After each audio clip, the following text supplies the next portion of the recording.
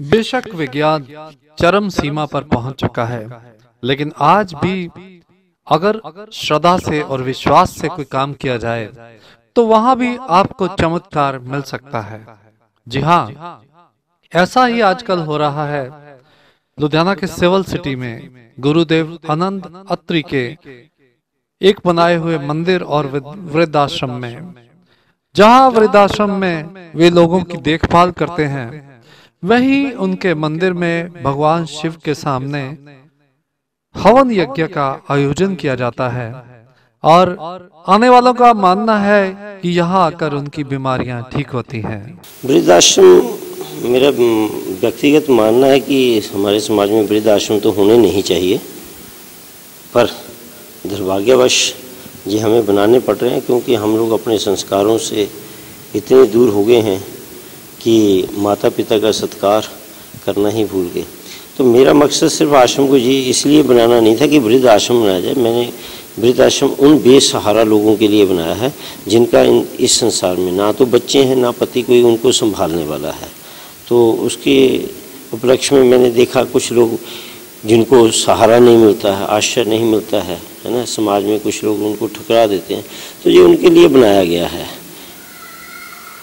तो आप जो भगत गाते हैं, जो कष्ट लेकर, हाँ जो भी बात है, हाँ दूसरी कष्ट निवारण महादेव भगवान शिव की स्वरूप विराजमान है।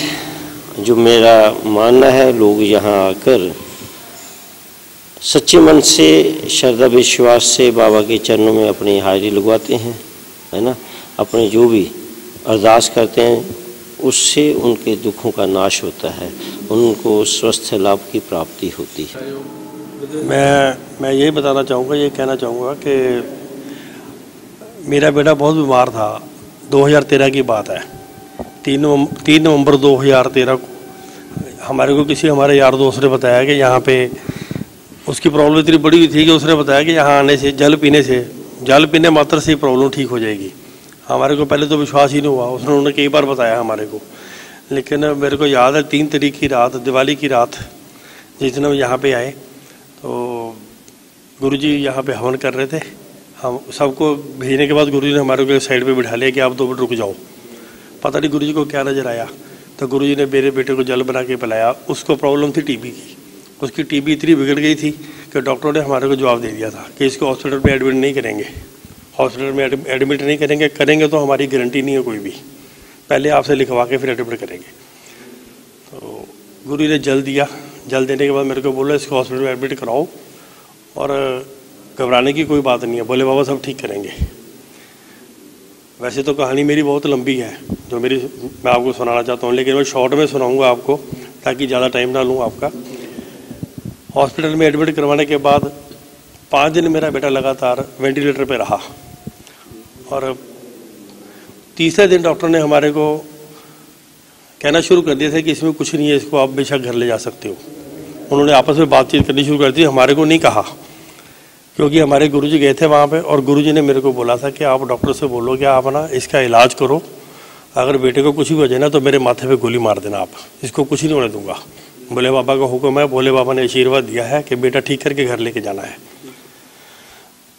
और गुरुजी की कृपा से 5वें दिन वेंटिलेटर भी उतर गया। उसके बाद 16 दिन और हॉस्पिटल में रहे हम। वहाँ पे भी 2-3 बार कुछ ऐसे कृषि में हुए जो डॉक्टर कह रहे थे कि ये नहीं हो सकता, पता नहीं क्या बात है, ऐसा क्यों हो रहा है, पैरों में स्वेलिंग आ गई, वो ठीक नहीं हो रही थी। कभी ध्यान जा रहा था कि इसकी किडनी फेल हो गई शायद, मेडिसिन तेज देने की वजह से ओवरडोज दी डॉक्टरों ने उसको बचाने के लिए, और शायद कभी कह रहे थे पता नहीं क्या प्रॉब्लम है, समझ में नहीं आ रहा। जब गुरुजी ने जल बना के दिया तो 3 घंटे के अंदर अंदर उसकी स्वेलिंग भी उतर गई और डॉक्टर भी हैरान हो गए खुद कि ये कैसे हो रहा है, चमत्कार ही हो रहा है जैसे। 21 दिन 22 दिन के बाद हमारे को छुट्टी मिली वहाँ से, तो हम अपने बेटे को यहाँ पे माथा टिकाने के लिए लेके आए। और जो डॉक्टर वहाँ का था वो डॉक्टर मेरे को ये बात कहने लगा, कह रहा जी मेरे को एक बार गुरुजी के दर्शन करवाओ, जिन्होंने उस दिन ये बात यहाँ पे बोली थी आपको, जो आप बता रहे थे कि अगर बेटे को कुछ भी हो जाए तो मेरे माथे पे गोली मार देना। जबकि हमारी मेडिकल साइंस जहाँ पे आके ख़त्म हो गई, फेल हो गई। मेडिकल साइंस के हिसाब से इसमें कुछ नहीं था, क्योंकि इससे जो थोड़े कम, ये तो बहुत ज़्यादा बुरा केस था, जो इससे थोड़े कम बुरे केस थे उसमें भी कोई बच के वापस नहीं गया इस पोजीशन में, जिस पोजीशन में ये बेटा आपका वापस गया है। तो बस गुरु जी की क्या कृपा हुई है, हम गुरु से मिलना चाहते हैं, आप मिलाओगे हमारे को। तो मैं उनको यहाँ पे लेके आया था, टाइम लेके गुरु जी से मिलाने। तो वो उन्होंने भी गुरु जी का यहाँ से कुछ ऐसे सवाल किए, अपने दिल की बात भी बताई। हमारे को तो पहले नहीं बताया था, लेकिन उस दिन मेरे सामने फिर उन्होंने गुरु जी को बताया कि गुरु जी शायद ऐसा माहौल बन गया था कि हम इनको कहने वाले थे कि आप अपने बेटे को ले जाओ, ही इज़ नो मोर। लेकिन पता नहीं क्या बात हुई, हमारी ज़बान पर ये बात ही नहीं आई, हमारे से मुख से निकल नहीं रहा था कि हम ये बात इनको बोलें। इनके चेहरों पे ऐसा कॉन्फिडेंस देख के ना ऐसे लग रहा था कि इनको विश्वास नहीं होगा, ये मानेंगे ही नहीं कि हमारे बेटे को कुछ हुआ है। और क्या करामात हुई है वही आपसे पूछने आए कि ऐसा क्या चमत्कार किया आपने। तो गुरु ने बताया कि चमत्कार नहीं, ये भोले बाबा की कृपा हुई है, और भोले बाबा सब पे कृपा करते हैं, सिर्फ एक विश्वास की ज़रूरत है। भोले बाबा का जो मन से, सच्चे मन से भोले बाबा को मानता है, विश्वास करता है, उसके सारे काम पूरे होते हैं। उसके बाद में गुरु जी के साथ, गुरु जी ने जो भोले बाबा से बेटे को मेरे को मांग के लिया, जैसे भी लिया, हमारे को इस बात का कुछ नहीं पता गुरु ने क्या कुछ किया है। इतना पता चला संगत से, जो यहाँ आश्रम में संगत रहती है, कि 7 दिन लगातार गुरु जी अपने रूम से बाहर नहीं निकले थे। पता नहीं क्या क्या तकलीफ इन्होंने अपने ऊपर लिया, हमारे को नहीं पता, ना किसी ने देखी है, ना किसी को पता है। इतना पता कि हफ्ता भर पूरे इन्होंने अपने को कमरे में बंद कर लिया था, और भोले बाबा का जाप भी चलता रहा, वहाँ पे लगातार पाठ करते रहे। और फिर उसी दौरान गुरु ने मेरे को 3-4 महीने के बाद बोला कि अब विशाल बिल्कुल ठीक हो गया है, तो अब अपने को भी अपने जो भोले बाबा से प्रॉमिस किया है ना, उसके लिए यात्रा पे जाना है। तो मैंने जाना है, अगर आपकी मर्जी है चलना चलो, नहीं चलना ना चलो। मैं भी गुरु जी के साथ, मेरे को भी मौका मिला, मेरे को आशीर्वाद मिला गुरु जी का, मैं भी गया। मेरे साथ 2 लोग और गए, हमारे विनोद कपला जी और विनोद केन जी, तो उन्होंने हमारे साथ यात्रा की। तो हम वहाँ से गंगोत्री से पैदल जल लेके आए थे गुरु जी के साथ। गुरु जी अपने सीने पे और अपनी पीठ पे वो केनिया बांध के लेके आए, और 12 किलो की केनिया थी, 12 लीटर जल। हमने रास्ते में गुरु जी को मैंने बोला, गुरु जी इतना वजन आपने उठा रखा, मेरे को दे दो। तो कहने लगे नहीं, ये वजन मैं ही लेके जाऊँगा, मेरा बेटा है, मैं अपने बेटे को कंधे पर उठा रखा है, क्योंकि ऐसे कैसे जल नहीं है, पानी नहीं है, ये मेरा बेटा है, मेरे कंधे पर बैठा है। और रास्ते में मेरे मन में कुछ ऐसे विचार आए 1-2 बार, जैसे गलत फहमी होती है ना मन में, जैसे रास्ते में मेरे को फ़ोन आना, पैरों पे छाले पड़ के, कभी कोई तकलीफ़, कभी कोई तकलीफ़, ऐसा हो रहा था कि कहीं गुरु जी कोई ऐसे वैसे कोई ड्रामा तो नहीं कर रहे हमारे साथ। मेरे को ऐसा फील हो रहा था, कहीं गुरु जी को अपने लिए तो नहीं कुछ कर रहे। मेरे को ये बार बार कही जा रहे हैं कि तेरे बेटे की खातिर गया हूँ, शायद इनका कोई अपना मकसद होगा इसके अंदर। लेकिन जब यहाँ पे पहुँचे, उसके बाद गुरुजी ने वो जल उतार के मेरे बेटे को पकड़ाया कि चलो जाके भोले बाबा के चरणों में रखो इस जल को, मैं कहा भैया को। और सारा जितना भी यहाँ का उसके बाद का जल अभिषेक, रुद्र अभिषेक, जो कुछ भी करवाया मेरे बेटे से, और मेरे को इतनी शर्म भी आई अपने आप के ऊपर। और मेरे को उस दिन ये विश्वास भी हुआ कि ऐसे गुरु भी हैं, ऐसे गुरु तो हमने सुने हैं जो अपने भक्तों को भेजते हैं, जाओ जाके फलाना काम करके आओ। खुद अपने भक्तों की खातर, खुद अपने बच्चों की खातर, उनकी जान के लिए खुद अपने ऊपर कष्ट लेते हैं। ये मैंने पहली बार देखा और पहली बार सुना। और इससे पहले ना मैं किसी गुरु को मानता था, ना हमारे कोई गुरु थे। और आज शायद मेरे को जरूरत ही नहीं है कि मेरे को कोई समझाए, कोई मेरे को किसी तरीके से बताए गुरु क्या होते हैं। मैं बताऊंगा गुरु क्या होते हैं, ये हमारे गुरु जी हैं। और मेरे पास बहुत सी और उदाहरणें हैं, मैं क्या क्या बताऊँ आपको, शायद आपके पास इतना समय नहीं होगा मेरी बातें सुनने के लिए। कम से कम 2 दिन लग जाएंगे, पूरी बातें सुनाऊंगा तो आपको। हवन यज्ञ में भी बैठते थे आप? हाँ जी, हवन यज्ञ में भी आते थे। हालांकि मेरे को गुरुजी से डांट भी पड़ती है इस बात के लिए रोज, क्योंकि गुरुजी जैसा चाहते हैं हम कर नहीं पाते। हम शायद नालायक समझो आप कि हम नालायक हैं जो हम आ नहीं पाते। मतलब ये शिव जी भोलेनाथ की कृपा, बड़ी कृपा जी, बड़ी कृपा भोले बाबा की हमारे ऊपर। और मैं तो तब से जुड़ा हुआ हूँ। मेरे साथ बहुत से मेरे यार दोस्त लोग और भी आए हैं जिन्होंने बहुत लोगों को बेनिफिट मिला यहाँ आके।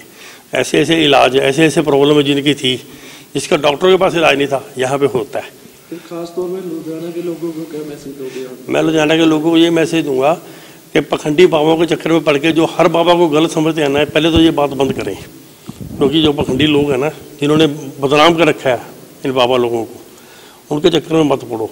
कम से कम एक बार खुद तो देखो आके। और मैं तो जीती जागती मिसाल हूँ, अपने मुँह से बता रहा हूँ। मेरे साथ ये घटना हमारे साथ बीती है, ये नहीं है कि मेरे को किसी ने कहानी सुनाई है। मैं चश्मदीद गवाह हूँ इस बात का। आप मेरे से कोई बात भी पूछो, किसी किस्म की मैं खुद बताऊंगा जो हमारे साथ हो। और मेरे दोस्तों को इससे फ़ायदा मिला है, मेरे रिश्तेदारों को फ़ायदा मिला है।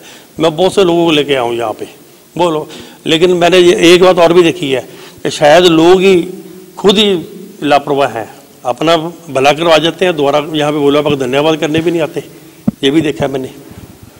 तो फिर कह देते हैं कि ये तो डॉक्टर की वजह से ठीक हुआ, भोले बाबा के इसमें क्या काम था। देखे जाए कि इसका इतना नाम नहीं है, इतना ये लोगों को पता नहीं है कि हाँ जी, यहाँ पे हाँ जी, हाँ जी, वो मैं बताता हूँ आपको।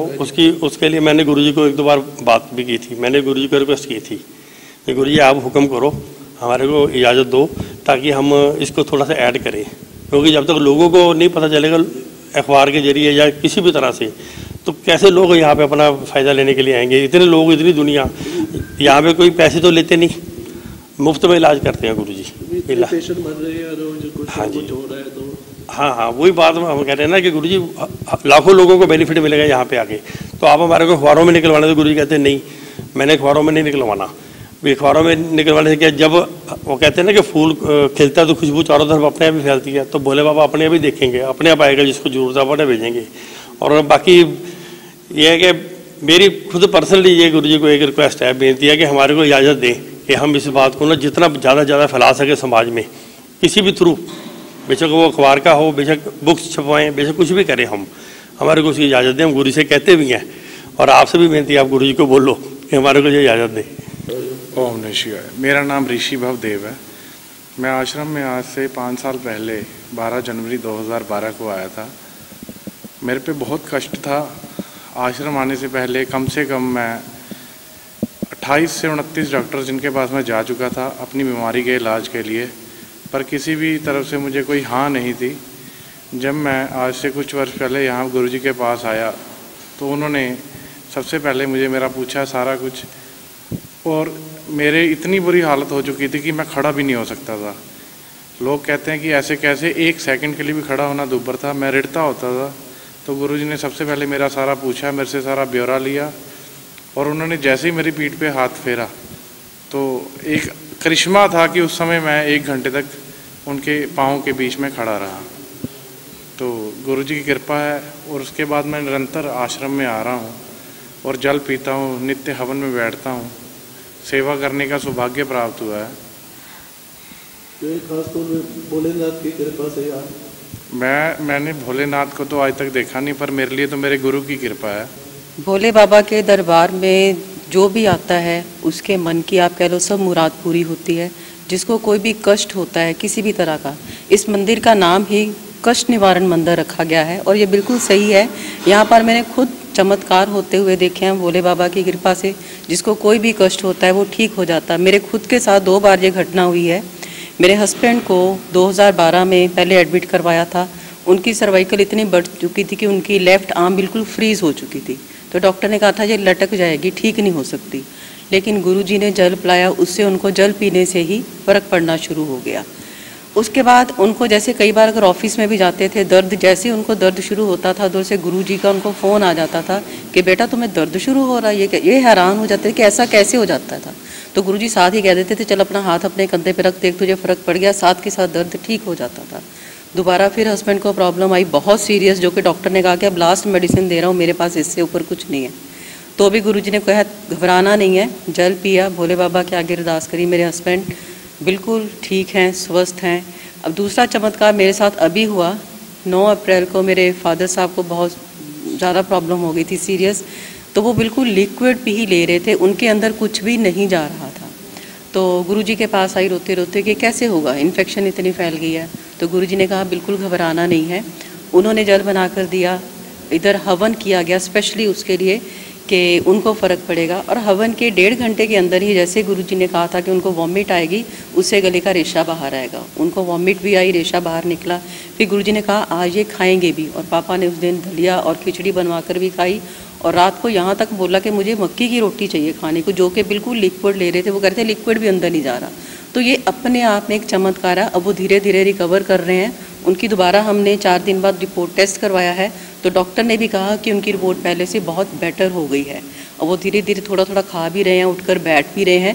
तो अब मतलब कि धीरे धीरे रिकवरी इन चीज़ों के लिए हो रही है। तो मैं तो यही कहूँगी कि ये भोले बाबा का चमत्कार है, गुरुजी की कृपा है। जिसको कोई भी कष्ट है वो जहाँ आए वो खाली हाथ नहीं जा सकता। जो भी यहाँ से आएगा वो अपनी झोली भर कर ही जाएगा। इसमें कोई शक नहीं कि मृत्युंजय भगवान शिव जी, यानी कि मृत्यु के ऊपर विजय दिलाने वाले ऐसे भगवान हैं जब जिनका जाप किया जाता है तो निश्चित रूप में कष्ट हर लिए जाते हैं। उम्मीद है कि इस तरह से जो लोगों की सेवा की जा रही है उससे और भी लोग लाभान्वित हो पाएंगे। विकास पामरी, वॉइस ऑफ एशियंस, लुधियाना।